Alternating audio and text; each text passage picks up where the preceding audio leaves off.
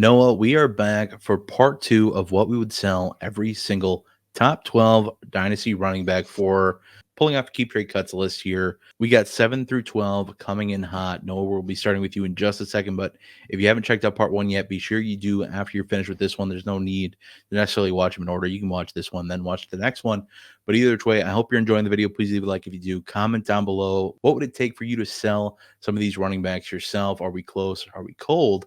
Let us know in the comments down below. And if you want to make more trades with us, head on over to patreon.com/Dynasty Rewind. Get in that Discord server for a free 7-day trial and see what we can do to fix up your Dynasty team and get it ready for the season that is slowly approaching. But with all that said, Noah, all the promo in the books, let's get to the content that people came for. Your first one here today, Travis Etienne. Is there a reason to sell? What are you selling for? What do you got for us, Noah? There's been a lot of public discourse over Etienne's efficiency last season and whether or not that's a signal of his fantasy output going forward. But here's a reminder that while efficiency does matter for playing time, teams and coaches want efficient players out on the field. Efficiency doesn't, outside of that and trying to predict how much playing time your guy's going to get, it doesn't matter for your fantasy lineup. Volume is what matters for your fantasy lineup. You want your guys getting as many touches or targets as possible. And even if Jacksonville wanted to consider less playing time for him because of that lack of efficiency, or at least perceived lack of efficiency, they don't exactly have the options that would be strong enough to steal a concerning amount of snaps in 2024. Apologies to Tank Bigsby believers, I guess. How dare you? Yeah, I know. That being said, I am concerned for the Jaguars offense as a whole. Their offense outside of Trevor Lawrence and Travis Etienne is filled with, to me, mid-tier players. Maybe not Christian Kirk, but I do think you'd be lying if you told me you thought he was super inspiring. And an unknown in rookie wide receiver Brian Thomas Jr. Press Taylor, who's their offensive coordinator, his play calling was abysmal last year. And I don't see it improving this much this year either. If Doug Peterson were to take that responsibility back, it would make me feel a lot better about Travis Etienne's potential production. As far as what I would sell him for, the factors such as the unimaginative offense and his perception in the fantasy community, I don't love his value for selling right now. I wouldn't love the idea of buying him either.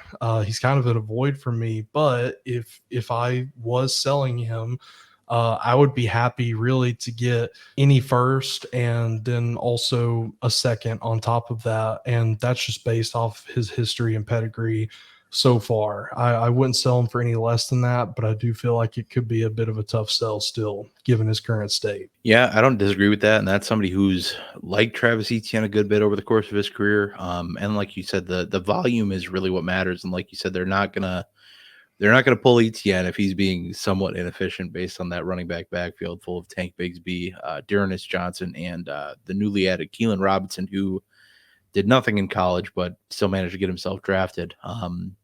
It is what it is, I guess. I don't see him stealing snaps at any point.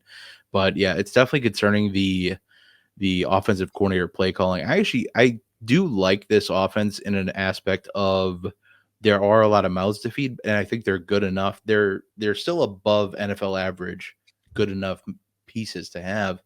And, I think Etienne is still going to get his. It's part of my concern with Brian Thomas Jr. in his first year, because it's hard to say he's going to get a lot of work.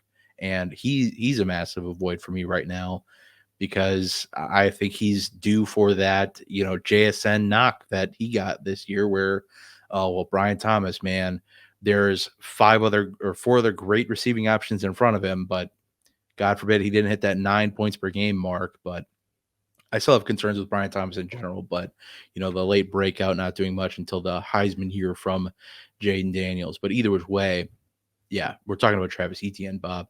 I don't hate that price. I don't hate selling at that cost. Like you said, I think it's a tough sell to a lot of people without not being in season. Maybe when we get to season, you could push for a little bit more. Maybe the value of 2 first, maybe not 2 first sticker price, but somebody in that range of another first might be a little bit more exciting, because I don't know if I'd be super on selling him for a first and a second.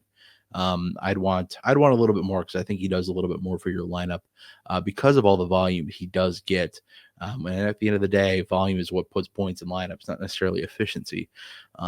Efficiency is like, what we've talked about in the past, what gets you more playing time in the future, and so on and so forth. But next up, I got Saquon Barkley, a player who I've been in on for a long time now. Love Saquon. I love picking him up for super cheap after he tore his ACL, came back for a year and was disappointing. And following year, he had that incredible top 5 running back season again. We saw the Saquon Barkley we all knew and love.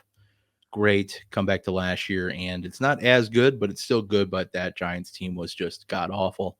Now he's on an Eagles team that is pretty awesome, pretty stacked across the board. They do lose Jason Kelce, which is a huge loss at the center of their line. Not sure how that loss is going to impact, the brotherly shove and things of that sort. But either which way, Saquon Barkley has played with bad enough teams on the Giants for the last several years. I'm not worried about him doing darn well. I think you could be worried about maybe, Jalen Hurts. There's always the multiple tokens with the rushing quarterback for the running back. There's the thoughts of, well, he's going to vulture touchdowns and all this and that. It's like, well, he also opens up rushing lanes and makes the defense have to play a little more honest and whatnot. And I think Saquon's a darn good running back, but you get it. But if I am looking to sell Saquon Barkley, which I'm really not, unless maybe I'm just not really looking to compete anymore, maybe I'm trying to get out of that mode, maybe I'm still trying to sell off of the hype of him going to the Eagles. I made my run last year. I had my fun. Now it's time to reload. Somebody I talked about last week when we were talking about what we would sell top 12 wide receivers for, I'm still wanting to go buy Zay Flowers. I do not think Zay Flowers gets talked about enough as a buy option. Looking at wide receivers who in their first rookie seasons that were first round drafted picks that had at least 24% target share in their first season, you're looking at since 2014, you're looking at Odell Beckham Jr., Drake London, Chris Olave, Kelvin Benjamin, Justin Jefferson, Mike Evans, Jalen Waddle, Garrett Wilson, Sammy Watkins, Jamar Chase, Zay Flowers. End list. And good company. It's good company. And one of those guys is still valued as a wide receiver too. The rest are not. So, and that's not like, it's not a silver bullet stat, but it's one of those stats that say, hey, he got this in the first year and nobody was expecting him to outpace Mark Andrews. And I know there's the discussion of, well, Mark Andrews missed so much time. You have that same kind of discussion with Jordan Addison while Justin Jefferson missed a good chunk of the year. TJ Hawkinson missed a good chunk of the year. Jordan Addison only cashed in 17% target share. I know there's another target kicking around in there, but still it's one of those things where I just don't think we're talking about Zay Flowers enough. And somebody who is still relatively cheap for, he's the wide receiver 1 in that offense, maybe not the receiver 1, but Mark Andrews isn't going to be there forever. I'm not rooting for his downfall or anything like that or projecting it, but there can be a changing of the guard where those two are the top 2 wideouts, the top 2 target getters. They're not going to get a lot of rush or throwing work to the backfield. The backs there are just don't get a lot of passes. Derrick Henry not known for it. Justice Hill will get some because he's there. Maybe Rasheen Ali at some point. Maybe Keaton Mitchell if he bounces back, but I don't see that happening either. I want Zay Flowers. I think you could probably get Zay Flowers and a second for Barkley. Maybe you have to send a third with Barkley. Maybe. I feel like the name value alone of Saquon should get you Zay Flowers plus. I don't know if it's a full second round pick, but that's probably where I'd start.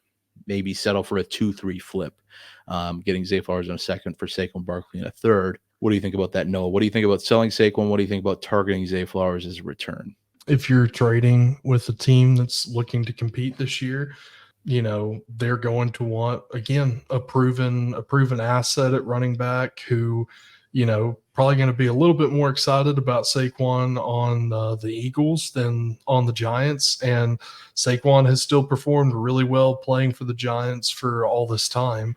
And, same person, they could be well off on wide receivers. They could be, concerned that Zay Flowers, rookie season was a little bit of lightning in a bottle. I could easily see this trade happening straight up.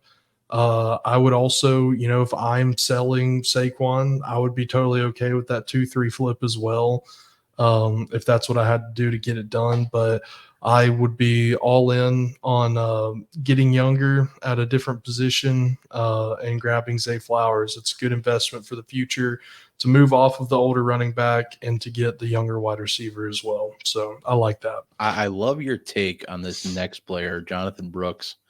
Noah, why don't you talk about him? Tell me maybe reasons you're selling, what you're looking to get. Jonathon Brooks is an interesting player for me. I felt the same way about him for months now, way before the NFL draft and all of that. I don't see Jonathon Brooks starting the season for Carolina. I think a lot of people are probably willing to admit that. At least there's not a good reason to force him out there anyways. But we know how Carolina works. Like I said, been saying it for months now. I think Brooks is the perfect candidate to sell right now or to just avoid till the midseason. There are 100% going to be Jonathon Brooks owners out there who become frustrated with what is likely to be Brooks' lack of output early in the season, especially if they were really expecting him to start this season. The strategy isn't the safest that I'm about to suggest, as plenty of people are either A, patient, reasonable people who set realistic expectations, or B, are stubborn and won't sell because of the capital they invested in him, because some people drafted him way too high. And by that, I mean like the 106 or 107, because I did see that happen. As far as the cost to sell him or to move him around, this might sound far-fetched, but for the sake of creativity and not just telling all you guys to buy or sell these running backs for a first and a random player, because that gets boring and that's what everybody else says too. Hear me out. If I drafted Brooks, then I likely spent a minimum of a late 24 first to get him.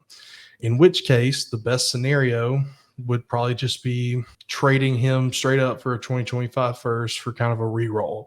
And that would be as if I was like dead set, I want to get rid of him, want to get him off my team, which would be kind of weird if you drafted him. But that's probably not the move I would try to make. I would try, keyword try, to sell him for a 2025 first now and then reacquire him mid-season for a 2026 first. In doing so, in the sense of I send the 2026 first for him. In doing so, you've upgraded your 2026 first to a 2025 first while ultimately retaining Brooks, and you have plenty of time to reacquire that 2026 first in the future, and maybe even with one of those 2025 first, as their value has increased closer to next year's draft and the value of the 2026 first is still relatively lower in general regards to pick value. So little complicated, a lot of moving parts, but I would be willing to try this in a league just to see if it worked. But what are your thoughts on that? Is that too complicated, or where are you at? I don't think it's too complicated. It's a little too dynasty house flipper for my Yeah, liking that's or fair. to love doing it. I don't hate the concept. I see the pathway. I think it's always tough. In being if I was in the mindset of the guy who bought him for a 25 first or whatever, and then like, oh yeah, Jonathon Brooks, great. And then like he sucks or whatever. And then I'm panicking. And then I'm like, oh, I guess I'll just take this 26 first for him. It feels rough on that side of it, but hey, you've alluded to the players out there that are not always patient, not always, clear-headed thinkers when they're in panic mode during the season and they need points. But I think you touched on a good point here that, Brooks is very likely to, if not even just miss time to start the year. Let's say he starts the season. There's a good enough chance, in my opinion, that he's not great, that he is underperforming, and that he's lightly used. Chuba Hubbard the last couple years has done a ton in that backfield, and nobody, I know he hasn't, been like running back one or anything like that, but he's done a lot in that backfield over the last couple years, taking over a lot of the share while that backfield has been a mess. That team has been a mess. He can do it again. There's no real reason he can't. He's on the last year of his deal. There's always the hyperbole out there. They can just run him into the ground, and they absolutely can. He's going to be a free agent next year unless they happen to re-sign him. And if they re-sign him, I'd be kind of concerned with Brooks, because then what's your plan with this second round running back you just drafted, depending on what the money looks like, obviously. But I really like the concept of probably not selling. This is one that I know the goal of this video is to sell players and to talk about what we'd want to get. But this is a tough one because I don't think, another one where we're towing that line of where the value we should get and the value we will get in selling. And I think because a lot of people are reasonable people and think that, hey, we need to temper expectations, I just think his value is way too darn high. I mean, what is he, Yeah, running back 8 at this point, or running back 9? that's That's insane. high. I know running backs Yeah. are a fickle beast, but that just feels too much for the people in general. And hey, maybe if he is that valued, maybe you can tier off of him for something a little better that's just outside the top 12, and get a second or something like that if you're hoping to get production out of him. I know some people drafted him with the mindset of just, hey, he's not going to be in my lineup a ton this year. He's not going to score me a ton of points, which is what I want on my rebuilding team.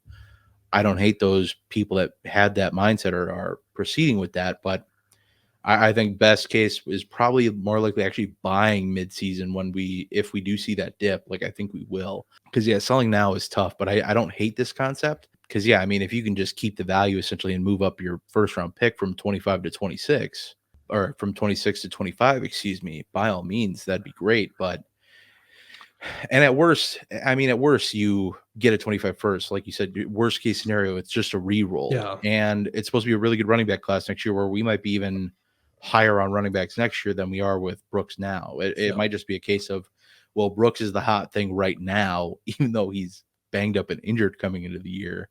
It's not an awesome move. I don't love Brooks being up here this high. So yeah, I don't hate the move at all. If you just even do step one of that, just trade out for the first. I think you should get something for making that move. Maybe it's a 2-3 swap again. I know we throw those out there a lot, but something for the cost of basically sending your late 24 first for a projected probably late 25 first. Maybe it ends up earlier because Brooks doesn't pan out for them, but either which way, let's assume it's later. It's at best case a re-roll. You should get something for that time spent. Yeah, and that is the caveat that I would want to add in is I would not suggest doing this unless you really are okay just ending with a 25 first for him. And I was going to say the exact point that you just mentioned is next year looks like a really good running back class, and I would be perfectly okay if I got Jonathon Brooks for the last pick in the first this year to re-roll and see if like odds are that pick is better than the 112. I mean there's probably somebody out there too that wishes that they had him and that they're missing out on him. So I don't recommend trying that unless you're okay just having that 2025 first, which I personally be totally okay with the re-roll for Jonathon Brooks. Mike and Nate just dropped a video talking about the top 6 running backs that look to be in next year's class, and all of them have first round rookie draft potential. And you're telling me that if all of those guys get drafted day 1 or day 2, that and they don't have blown ACLs, that they're probably more value than Jonathon Brooks is right now. If your plan isn't to use Jonathon Brooks now anyway, why not just take that re-roll of value next year on? Yeah, and I know running backs can go to heck in the handbasket quick, especially at a college with the NIL and things like that too. They could absolutely just stay back, call it a day, not come out. And, we have this issue again where the running back class kind of falls apart like it did this year. It almost just makes sense to, hey, if you're just waiting to next year anyway for the running back, I think at best, you get a better running back. At worst, you get a similar level running back at the end of next year's first round. Things to think about, man. Food for thought for Jonathon Brooks, and I love that you brought it to the table. But a player I love that we're going to talk about next, Kyren Williams. Reason to sell? Is there any? To me, there's little to no reason to sell Kyren Williams. And, I've been on about it for a minute. With how this offseason has gone, with Blake Corum getting drafted, you have this, fall in value because, oh, man, Blake Corum was the day 2 pick. Kyren Williams was day 3. Watch out. And it's like, well, Kyren Williams, it'd be one thing if too many people are trying to put Kyren Williams in the box of these other day 3 running backs that just got washed up and replaced really quickly. But what Kyren Williams did from a volume aspect, from an efficiency standpoint, is nuts. I mean, don't get me wrong. I get the lack of investment, but if you have a concern with Kyren Williams, it should be the injury history, not anything to do with that he was day 3, Blake Corum was day 2. He's still a 3rd round running back, which isn't which is a better investment than day 3, but it's not like wildly different. Been diving into some research and things like of that sort that can back up that fact. But so they add Blake Corum. If you had Kyren Williams, you should stack Blake Corum with him, as opposed to thinking that any usurpment without injury is going to happen of Blake Corum over Kyren. He's the backup. He's the spell work guy. He's going to get work. Kyren Williams should not be getting 70% of the work like he was last year. He should be down to 55, 60%. And that's okay. In this high-powered offense, no reason for him to get that much work. As I mentioned, his value has taken a hit with the Corum drafting. So you're probably not getting the value you should for Kyren Williams. What he can do for your lineup, 21 points per game last year. Nothing to scoff at by any stretch of the imagination. So if you're trying to get Kyren Williams off of me, you're going to have to offer me something that mimics the value of Kyren Williams' upside. Otherwise, I'm just going to add Corum for a lot cheaper and not move on from what is possibly a yearly top 5 running back until the wheels fall off. So what that looks like for me, Nico Collins, any 25-second is probably where I'd start to look. Maybe it's too much to ask for. I don't think it is. We had a discussion in part 1 about Nico Collins. I don't think the people are high on Nico Collins. Depends on, I think, more in this case, how they feel about Kyren Williams, if they're willing to, play ball. But I think that's a pretty reasonable ask in return for Kyren Williams, what he can give you. And you can't get a first on top of Nico in this deal like you could with moving off of Gibbs, I think it was. Definitely going after a second, I think is pretty fair at this point. But that's what I'd be looking to get, unless I got something even more exciting.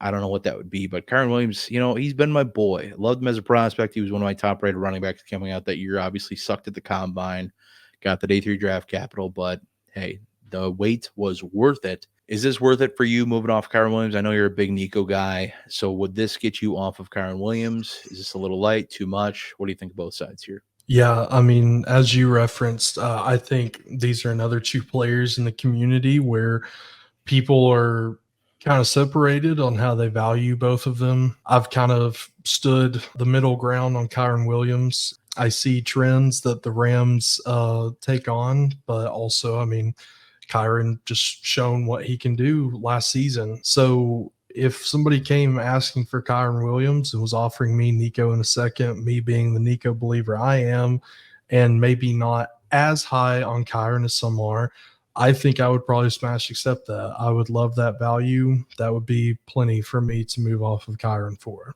Get onto a player I know you're a fan of. We're talking Kenneth Walker here. Is there a reason to sell, if any? What are you looking to get? If you are selling, hey, you're a Seahawks fan, so this is a good barometer of value. Maybe you might be asking too much because you're a homer. Who knows? But what are you looking to get for Kenneth Walker here, Noah? Well, I try to be realistic with my guys, but the obvious answer would be that the Seahawks offense is a pretty big question mark this coming season. There's a lot of theories, a lot of speculation out there as to how quarterback's going to go, how wide receiver's going to go, even running back. Like you said, as a Seahawks fan, closely examining all their offensive or off-season moves, especially in relation to their offensive line, their defense with Mike McDonald coming in. They were honestly pretty confusing and have led many to believe that they're kind of just punting the 2024 season and they're going to look to start trying to compete again in 2025. And I'm not even saying I agree or disagree with this, but I mean, I can understand why people might be thinking that given the moves that happen. Whether that's true or not, offensive players still going to produce. I still have faith in Kenneth Walker's abilities. Again, another guy, we've seen what he can do. He can be extremely explosive. He can win weeks alone for you. So I would only really consider selling for fair value. And I'm very far away, even with some of the uncertainty with the Seahawks, very far away from any kind of panic sell at all. Definitely think he's, as far as cost goes, I think he's in a much better spot to be a buy. But if I did, feel like I needed to sell him, I would suggest something similar-ish to what I did for Jonathan Taylor, just scaled down, less value. I would say, maybe a second and a decent player in a position of need for you. If it's like a tight end, I would try to shoot for Evan Ingram. If you're a believer in that offense, and Evan Ingram is up for touchdown regression still, I think, even after getting a bit of a landslide there near the end of the season. And honestly, what I think my favorite move would try to do or try to be would be somebody who isn't as confident in Keenan Allen in the Bears offense this coming season. They think that he's going to be their wide receiver 3, that Rome is immediately going to step into a wide receiver 1 or 2 role. I would be happy to get a second in Keenan Allen for him if I really wanted to get rid of him. But if I'm okay sitting on him, I wouldn't really, I wouldn't want to send him for anything less than just a 2025 first straight up. I think that value is about right. And I think Kenneth Walker is, the running back landscape is so weird, and we touched on it a little bit with, I think, Devon Etienne, but it's like, Kenneth Walker feels like a really good running back 2 to me. Like somebody I'd love to have as my second running back on a team. I think he's going to get plenty of work. I don't think Charbonnet's coming for much. Maybe he gets some receiving work, but he's second fiddle and he's a good handcuff. I guess if you have Walker, it's probably a good pairing to have. I think Charbonnet is good enough to, fill in if that situation were to occur. But I think your value is about right here. I am interested. I've always been a big proponent of, or something, I guess, of, wide receivers when they hit 30. Like I know that cliff is coming. And Keenan Allen just had his best season, or arguably his best season. And like, is that his swan song that he goes out with a bang and now he's kind of, I have him as, a wide receiver 1A, 1B kind of situation with DJ Moore right now. And I have Rome firmly as the wide receiver 3 on this offense, but I don't hate that. I definitely need a good pick with that though. If I'm selling at that cost, I'd want to do like Walker, and maybe I have to send a second for Keenan Allen at a first. Or something along those lines of how to get that, I just, because I am so wary of that. If it was Evan Ingram, I'm probably fine with the second and Evan Ingram. I could probably live with that. I like Evan Ingram enough to make that deal happen. But either way, I like the value here, and I don't think I'm dying to move off him. I like having him as my wide receiver 2, or running back 2, excuse me. But he's valued as running back 1, but like we said, running backs are wonky. And the last player on this list, currently, it may have changed, but at this moment, James Cook was the running back 2 at the time of recording, and I just might not be the James Cook guy. Just might not be a James Cook guy. That's okay. But honestly, with any valued running back in this range, I'm most likely trying to use them to tier up into one of the better running backs we've already discussed. I know I'm kind of breaking my own rules here, but I never said anything about tiering up. I only said no tiering down in this list. So with the last player, I may as well.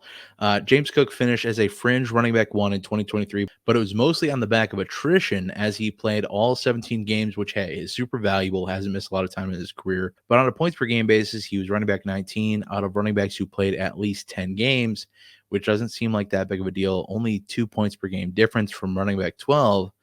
But hey, I know we've all lost a matchup or 2 by less than 2 points, or maybe the bye week by 30 points, missing the bye week for the playoffs by a good 30 points, which would be the average of points you missed over the course of time having James Cook versus one of these better running backs.